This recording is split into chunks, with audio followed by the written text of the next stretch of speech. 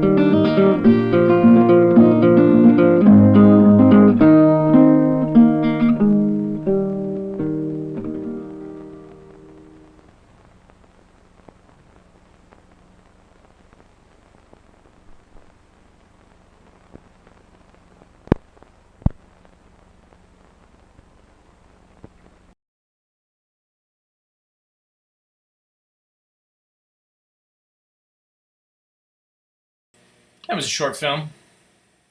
We love it. I see some of you looking in the notes and seeing what I have shown in the past. Somebody asked, do I count every time that we watch the Shake Hands with Danger remix? And no, I don't count those, because if we did, it would be well over.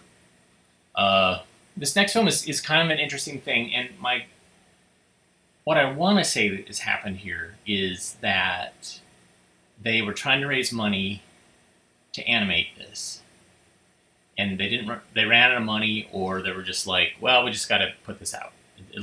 We have a deadline, or we don't have any money. So here's good health habits.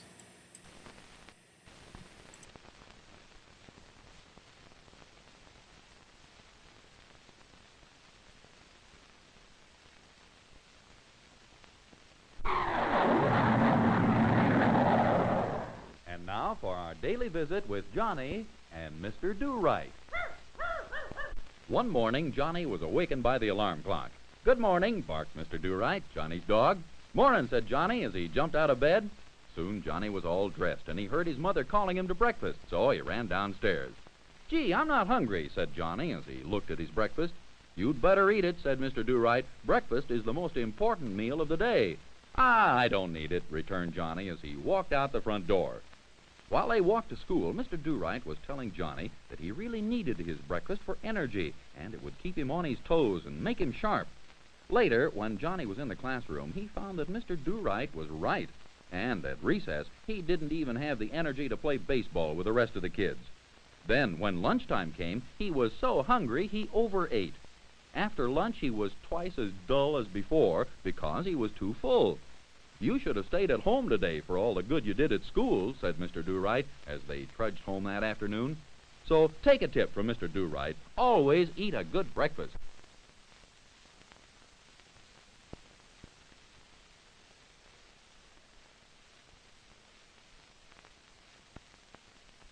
One day, Johnny was running over to see his friend Stubby. His dog, Mr. Do-Right, was running along behind. When they got there, Stubby suggested a game of tag. "Swell," said Johnny, and the game was on. Stubby chased Johnny all around the yard. Then Mr. Do-Right chased them both. Soon it was Johnny's turn to be it, but Mr. Do-Right puffed, "Enough's enough. I'm tired, and you guys must be too." "Ah, we're not tired," yelled Johnny. "Let's play leapfrog." "Swell," said Stubby. "Makes me tired just watching you," said Mr. Do-Right as he curled up and took a nap. When the boys were through with their game of leapfrog, Mr. Do-Right woke up to see that they were playing baseball. "You fellas should relax a little. You'll get overtired, and it's not good for you," he barked. "Ah, what do we care?" they yelled, as they hopped on their bikes and rode off toward the playground. Later, when Johnny came home, he was too tired to eat his dinner and too tired to do his homework, and he could also feel a cold coming on. Ka-chew! So take a tip from Mr. Do-Right. Don't get overtired.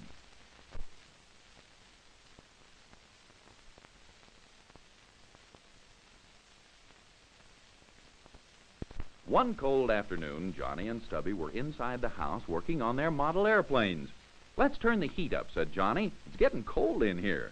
"Good idea," shivered Stubby as he turned the heater up full blast. "I'll close these windows, too," said Johnny. Meanwhile, Johnny's dog, Mr. Do-Right, was hurrying home to get in out of the cold. "I wonder what the kids are doing," he thought as he started barking at the front door. "Why don't they let me in?" he growled, and then went right on barking. Johnny sleepily opened the door. "What's wrong with you?" barked Mr. Do-Right, running into the house. "Johnny and I don't feel well," said Stubby. "Oh, no wonder. You've got the heat on full blast with all the windows shut. Get a window open." "Boy, that fresh air sure smells good," said Stubby as he opened the window, and Johnny said, "Yeah, I feel better already." "Lucky for you guys I came home when I did," growled Mr. Do-Right angrily, "or you would have been goners. So take a tip from Mr. Do-Right. Always keep a window open in a heated room."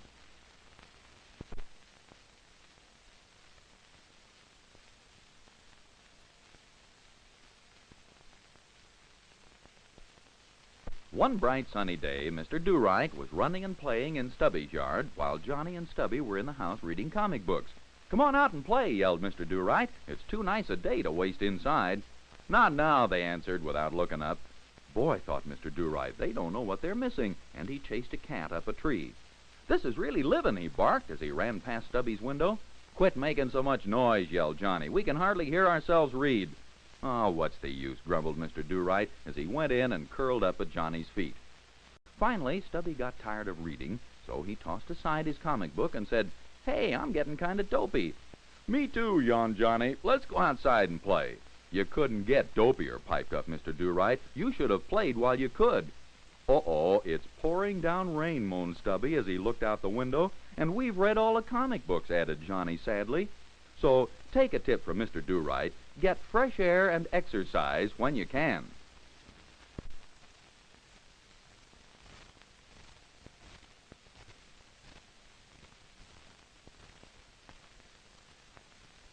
One night, Johnny was looking at his comic books on the floor of the living room. Mr. Do-Right was there beside him, catching a quick snooze. He was awakened when Johnny's mother came in to tell him it was time for bed. "Oh, gee, can I just finish this one story I'm reading?" asked Johnny. "All right, but be sure you go right to bed after that," said Johnny's mother as she left the room. After a while, Johnny had finished his story, but Mr. Do-Right noticed he had started another comic book. "Hey," he reminded Johnny, "you promised to go to bed when you were through with that one story." Okay, said Johnny. But as he left the room, he took his comic books with him. "I'll just read them in bed," he said to himself, "and Mr. Do-Right'll never know the difference." So Johnny stayed awake way past his bedtime, reading one comic book after another. And the next morning, he was late for breakfast, late for school, and too sleepy and tired to play with Stubby after school. So take a tip from Mr. Do-Right. Get plenty of rest.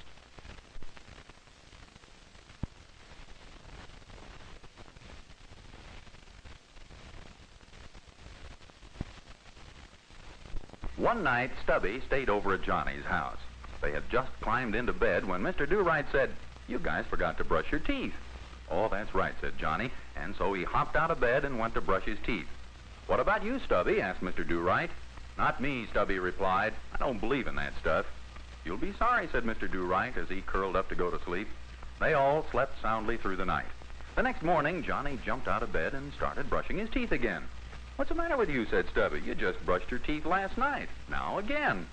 "This brushing will help to keep my teeth from getting cavities," said Johnny. "He also goes to the dentist twice a year to have his teeth checked," Mr. Do-Right added. "Ah," said Stubby, "that's a lot of baloney."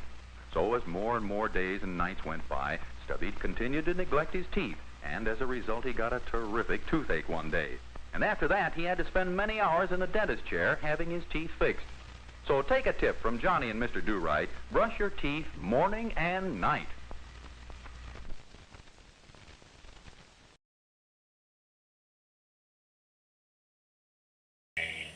All right, so that one, my guess, now that I watch it, I transferred it at some point, and I was like, what is the deal with this? Like, because I've seen other films like this. There's one on manners, which is the same type of thing. It's just a series of sketch stills. But in watching this, I realized that these were PSAs that were shown on television. Because you have that long frame at the end where it's silent, where you could add chyron, or you could put letters, or you could have comments on there like this message brought to you by the such and such fire department and our station. So that's what this is it's a series of PSAs that were I'm guessing this showed up this did show up in Buffalo Public Schools, and so I'm wondering if at some point the TV station just donated it and said, here, kids would like this, or for some reason they ended up with it. But yeah, fascinating stuff. Speaking of fascinating, this film is pretty great because it's a Magic Moments film, and as we know, some of those dabble in fantasy and feelings and all that. But this one actually documents how kids would choose some of the different things, games they would choose on who gets to pick first, who gets to play first, blah, blah, blah. It's called Choosing Up. And it's really, it's kind of fascinating. And I don't know if the kids came up with this or the filmmakers came up with this. So I don't know if this is, this is something that kids at that time in the late 60s, early 70s weren't doing this, and they were just told to do this via the filmmaker, or if they asked the kids, like, how do you choose up sides? So this is called Choosing Up. Enjoy.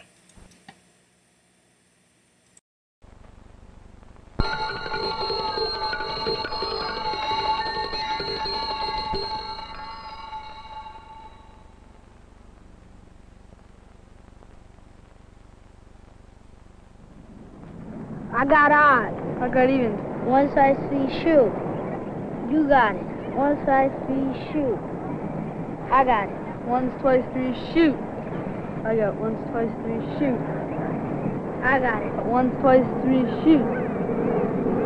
I got it. I got first choice. Jenner.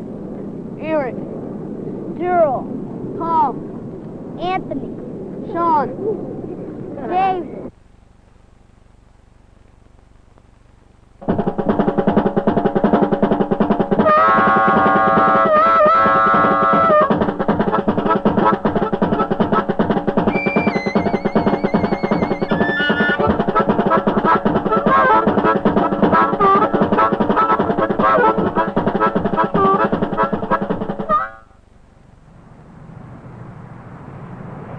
Which one do you want, heads or tails?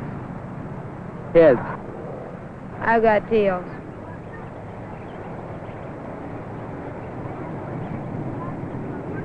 I won. I got first choice. Anthony. Daryl. Brian. Eric. Jimmy. Larry. Duncan. Levin. Mike. Tom. Sean.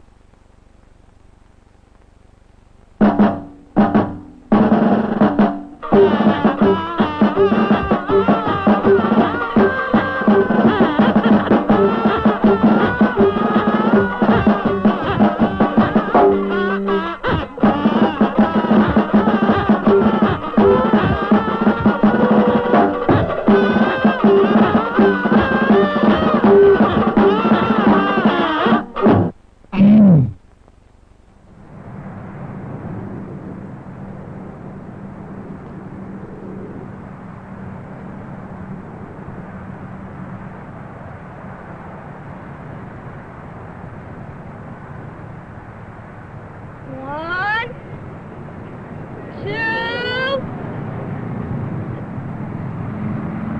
three.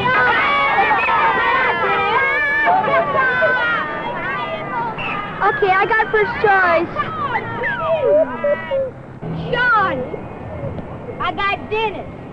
Mike. I got Larry. Brian. I got Daryl. I got Jimmy.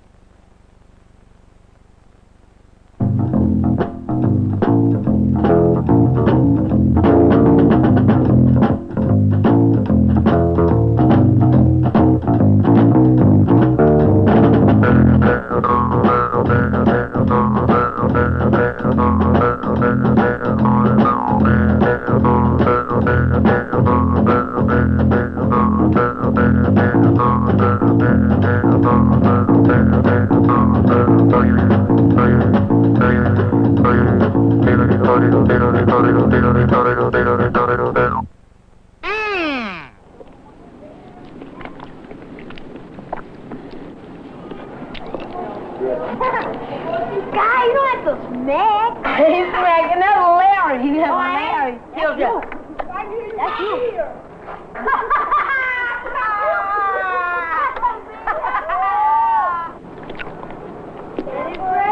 Nope, it's rubber. Yeah. Okay. Oh, it's big. One for you. One for me. Thank you, Rob. All right. Give me my stick back. One at a time. Oh, yeah. Hey, you guys. Hey, Anthony, we can see the small one already. Yeah. I thought this was... Oh, God. Oh, He come got on. it. Uh-oh. And do right there, got it. Oh, no, now to the last four. Uh-oh, two more. Oh, man. Anthony's in. Enough. 1, 2, 3, 4, 5, 6, 7, 8, 9, 10, 11, 12, 13, 14, 15, 16, 17, 18, 19, 20, 21, 22, 23, 24, 25, 26, 27, 28, 29, 30, 31, 32, 33, 34, 35, 36, 37, 38, 39, 40, 41, 42, 43, 44, 45, 46, 47, 48, 49, 50, 51, 52, 53, 54, 55, 56, 57, 58, 59, 60, 61, 62, 63, 64, 65, 66, 67, 68, 69, 70, 71, 72, 73, 74, 75, 76, 77, 78, 79, 80, 81, 82, 83, 84, 85, 86, 87, 88, 89, 90, 91, 92, 93, 94, 95, 96, 97, 98, 99, 100. Here I come, ready or not.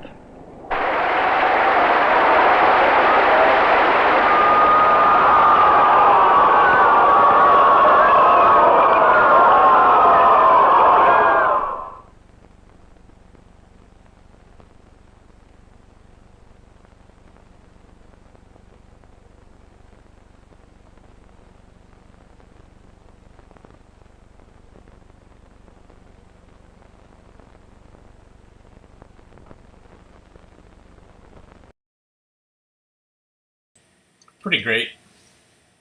Of course, there were some that I remember that they didn't show. The potatoes one.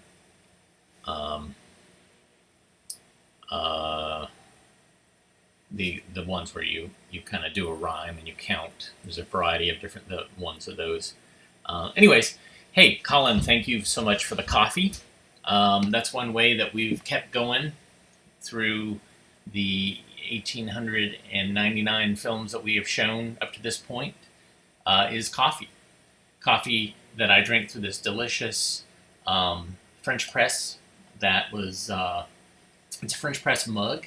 It's actually really great. It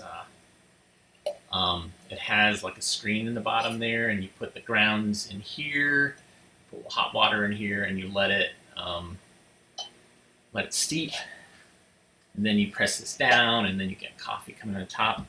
And this, I got one because a friend of mine designed it and did a Kickstarter campaign for it and got $180,000 for it.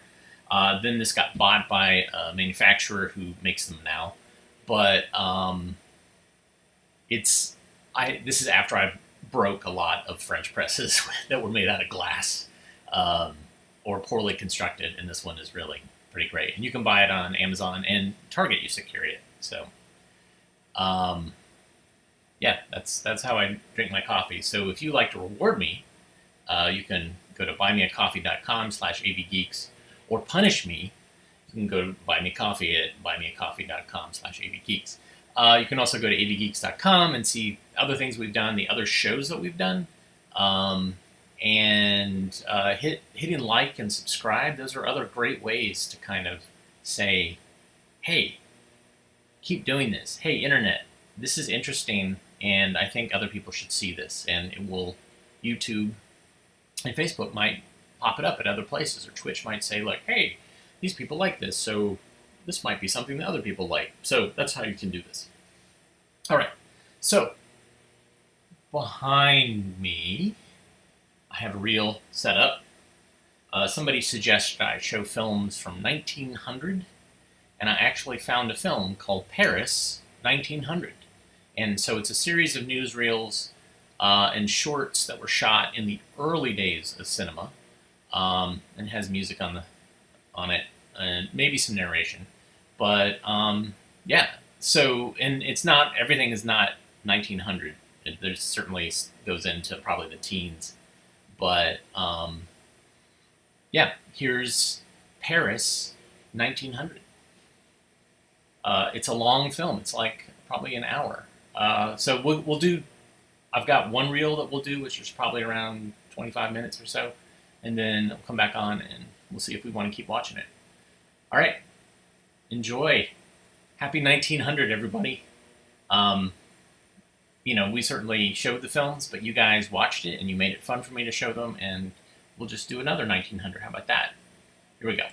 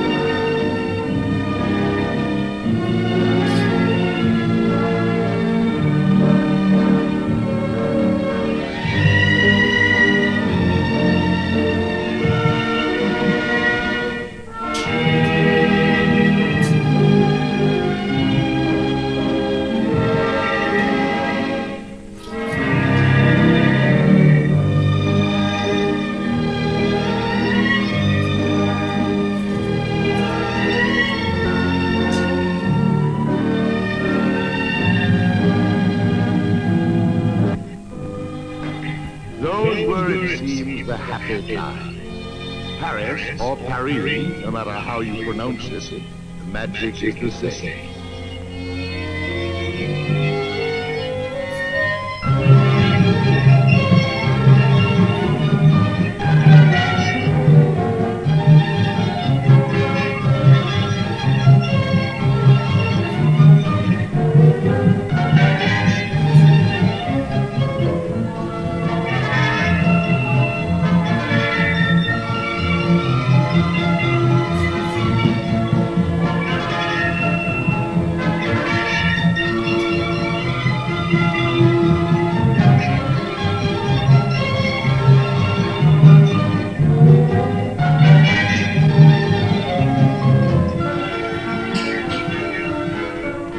Filled with music and musicians, as it was in those carefree days, Paris had one song which, above all others, was unmistakably Parisian.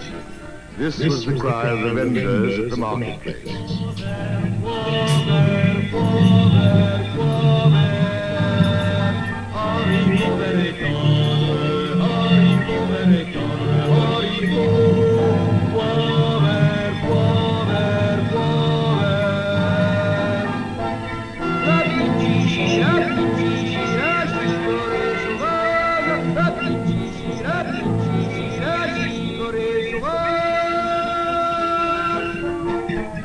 At daybreak, a kitchen garden opens on narrow cobbled streets, freighted with history.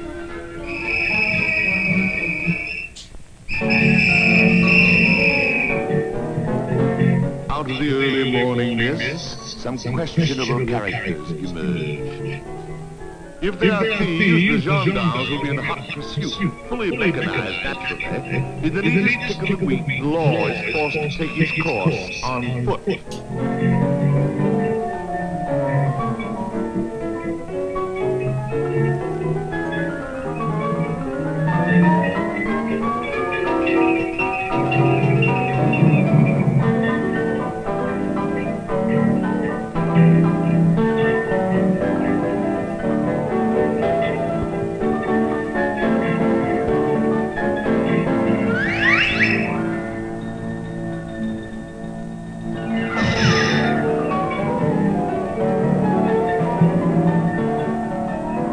Where have they gone, these culprits? Are they lost in the shadows of the old streets or hiding along the quays? The city is waking up. Life stirs first on the Seine. The little boats are giving way to the larger ones, which will chug up the river as far as Suresnes. Not far away, that soaring structure, the Eiffel Tower, emerges with the day. Its detractors call it ugly, baroque, vulgar, a product of mercantile imagination. Monsieur Eiffel, builder of the tower, is not made happy by these attacks. The people, however, are on his side. They take his tower to their hearts. It amuses them, pleases them. They stand in long queues to go up in its elevators.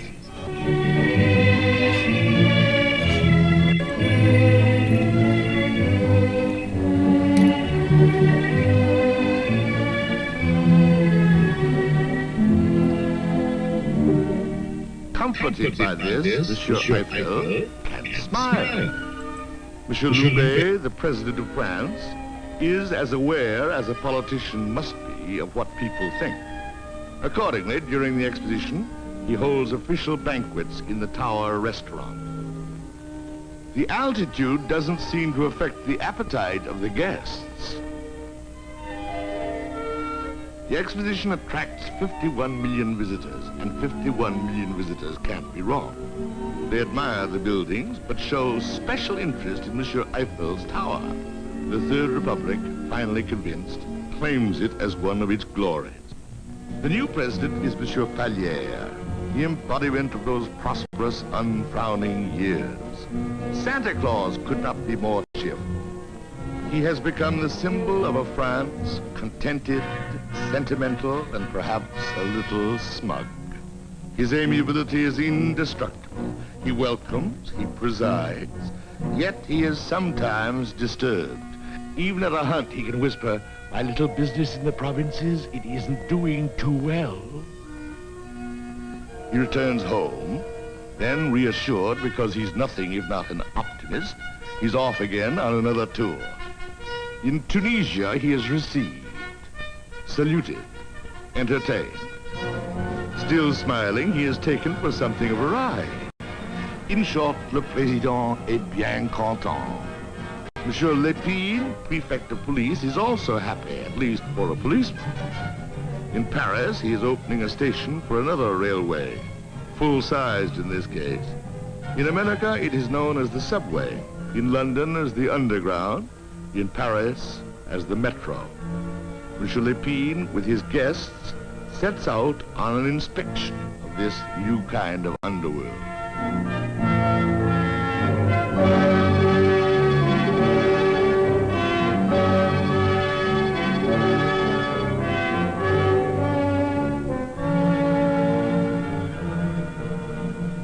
The new subterranean realm has launched a new style of architecture, the modern or metro style, as it is called by those who regret it. Its inspiration is industry itself. Industry with its open use of steel and iron, its frank functionalism, with something, as one critic put it, of the disorder of nature thrown in. Tastes in interiors, no less than exteriors, are changing. Monsieur Majorel's innovational furniture was a sensation at the exposition. He is certain that the search for novelty need not conflict with good taste. An allegorical nude is shown, a product of the new Bronze Age. Though undeniably traditional in her contours, she symbolizes modernism. The salon leads us to manners, indeed to etiquette. You know how to sit down, asks Baroness de Staff, author of Advice to the Worldly. You know how to walk in a hobble skirt and to conserve those graceful movements which are music to men's eyes. It is up to date to offer the left hand to a female acquaintance who offers you her right. This, of course, is something ladies should never do in the presence of a gentleman. If we are among intimate friends, we can let ourselves go a little without going so far as to cross our legs in public. The same subtleties and judgment prevail in all facets of feminine existence. They dominate the sacred rites of selecting hats and hairdos. Hair, perfumed with the scent of violets or sandalwood, twisted into all shapes, these can only be achieved with the aid of experts. When you cover this elaborate handiwork with a hat and secure it with a hat pin, be careful not to injure the eyes that admire you. Any audacity is permitted, so long as you're certain it's in good taste. You could even improvise, slipping a spare handbag over your head, no matter that the bag is embroidered or edged with pearls. Another delicate subject is the choice of jewels. This also requires taste. Money, too.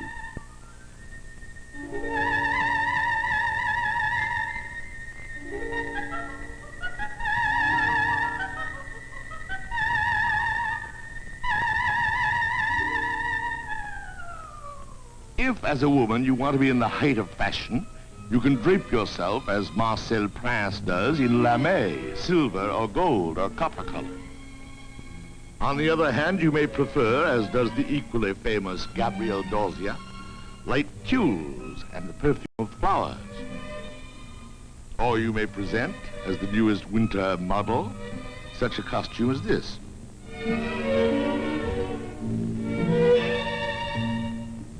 These are gowns which only the great couturiers would dream of imposing upon the slaves of fashion. Sheaths of heavy black silk, cuirasses of velvet, coats of mail made of lace or jet. Capiello has immortalized the faces of the great designers. Monsieur Doyer, Jacques Doucet, Jean Worth, Caroline Raboux, Monsieur Rouff, who is so well versed in the caprices of women. But a brand new and shocking type of female, the sportswoman, is emerging.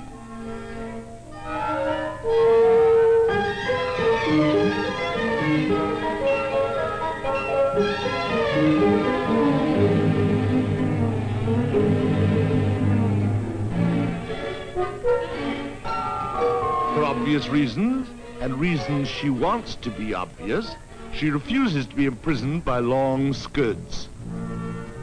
The public unveiling, so to speak, of the first girl in trousers creates a scandal. But women everywhere are on the march. Since they are beginning to do the work of men, it seems normal enough to have them wear masculine apparel.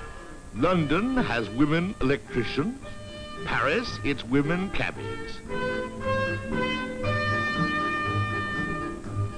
Women are demanding a new life, new rights, too. They want liberty and equality, if not fraternity. The suffrage movement is in full swing. Mrs. Pankhurst is their leader. Her hat may not be pretty, but it's a statement of principles. Others elect to gain their ends in more feminine ways. They prefer persuasion to mass beatings. They find a sedate garden party an excellent means of weakening the stronger sex.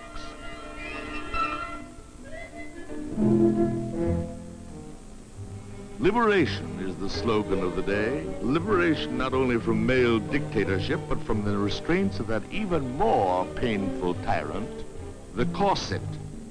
The corset, some insist, is a Bastille. But its fall brings other problems, such as how to keep skirts, petticoats, and stockings from falling too.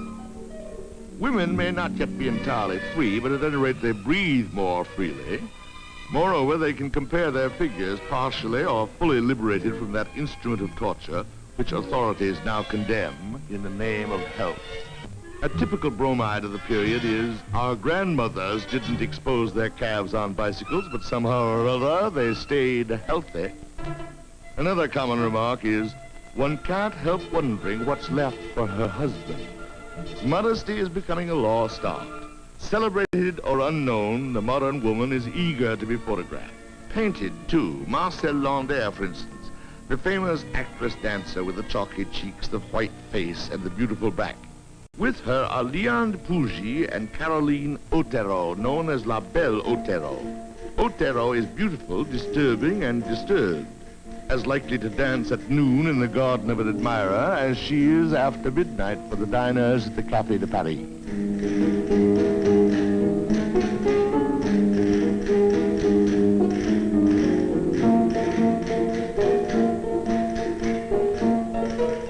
Cléo de Maraude is another publicized figure from the gay and lurid Bohemia of Toulouse-Lautrec. At the exposition, she does an exotic dance from the Far East. Although the purists insist it's not quite authentic, they admit it's delightful and let it and her go at that.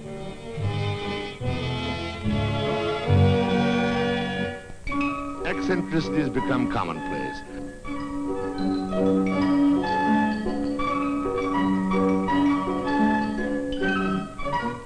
Paul Bourget describes such siren saying, she arches her back, avowedly to avoid me, but really she pretends to be enraged, while actually she is embracing me with her eyes. Here's a daring new French film.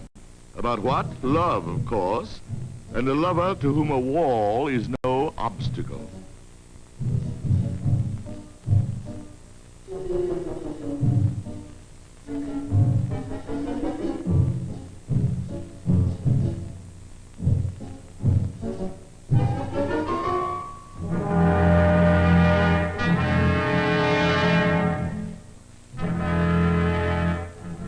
His note sets off the desired conflagration.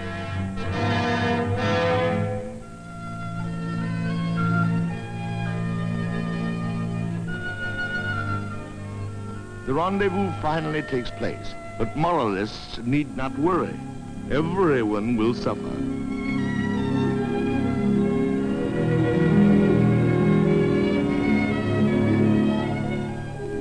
In films, plays, and novels, the dueling scene is a stock in trade.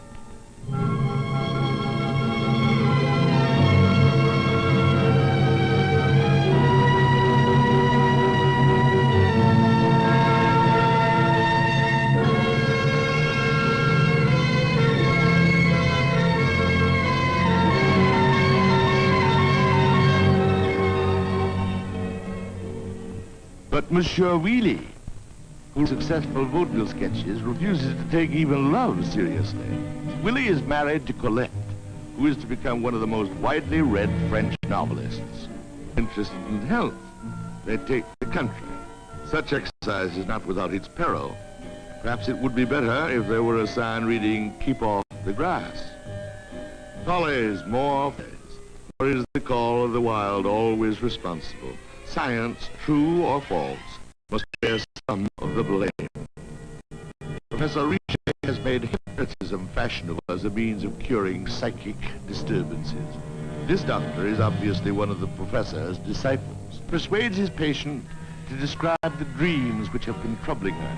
She itches, and schizophrenic desire for revenge.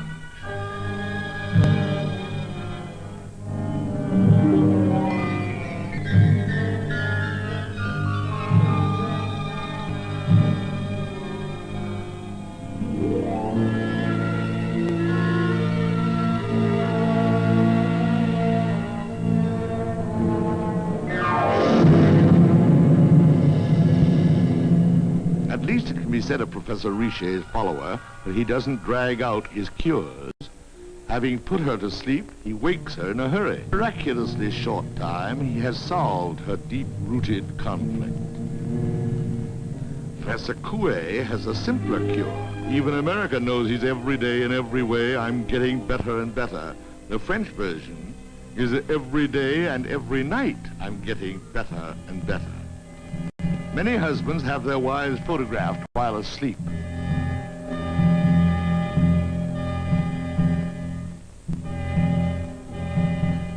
Another fad, women have themselves vaccinated in public.